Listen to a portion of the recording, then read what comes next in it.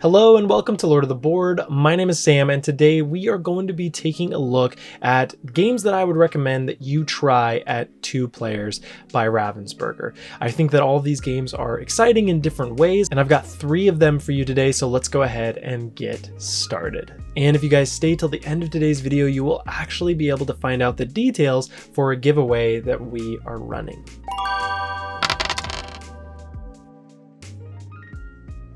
Now, Othello is a 2-player strategy game played on an 8x8 board with black and white discs. And the goal is to have the majority of discs of your color on the board when the game ends.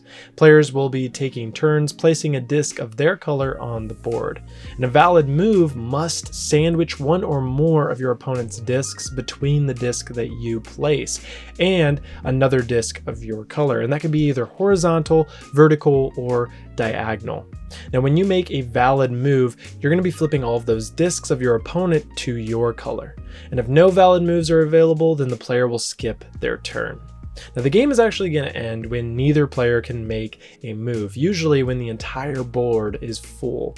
Then you're going to count the discs, and the player with the most discs of their color will win the game. This game has simple rules, so while the rules are really easy to learn, Othello offers layers of strategic depth. The game also provides equal opportunities for both players as the board starts symmetrical and the outcome really depends entirely on skill. It's really quick and replayable as well. It will last about 30 minutes, making it perfect for short competitive sessions. I actually played this game for the first time just a little bit ago and I got completely demolished, making me want to jump back in and play some more. But if you're playing Othello with someone and only one of you is winning every single game, then maybe the next game would be better suited for you both.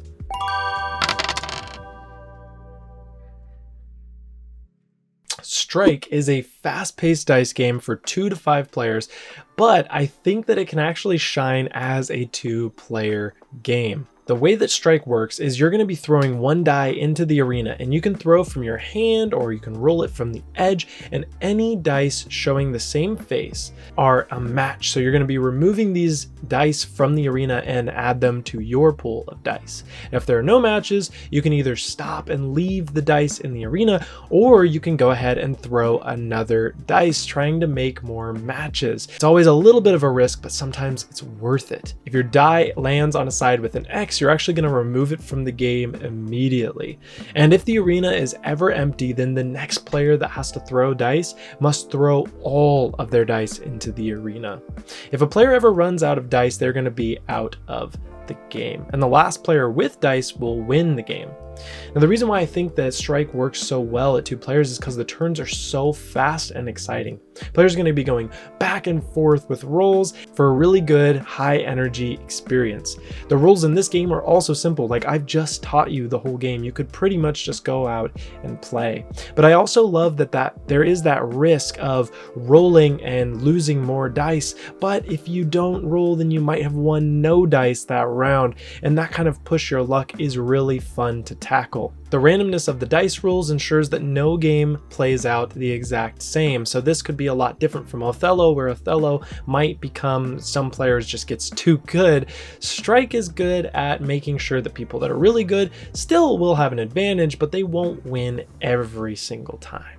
But if these last 2 games sounded too competitive for you, then maybe this 3rd and final game would be perfect for you to try out 2-player.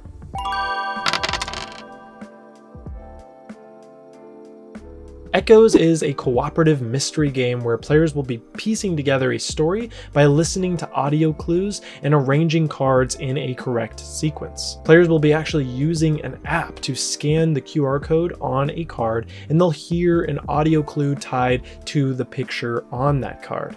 You're going to have to pay attention to the details, the sound, the dialogue, because all of it can provide hints as to where and when the event occurred.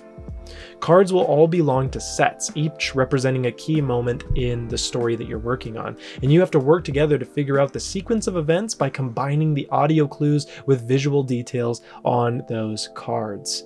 Once you actually think that you have a set or that one is in the correct order, you can use the app to check your guess. The app will confirm if the sequence is right or wrong. Once all sets are correctly arranged, the app will narrate the complete story, revealing the mystery.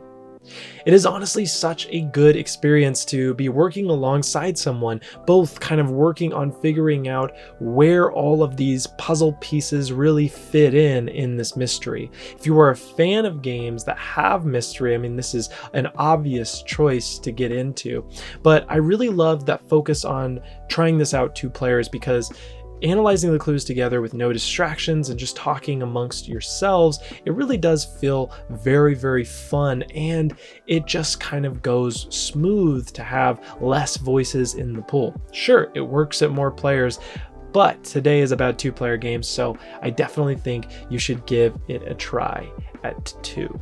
But those are going to be my 3 top recommendations for Ravensburger Games to try at 2-player. What is a game that you play at 2-player or a 2-player game? Definitely comment your favorite down below. I would love to hear from you there. And we are also running a giveaway today, so if you do leave that comment, you will actually already be enrolled, but definitely check down below to see all of the giveaway details. Thank you guys so much for checking out today's video. I will see you next time. Bye bye.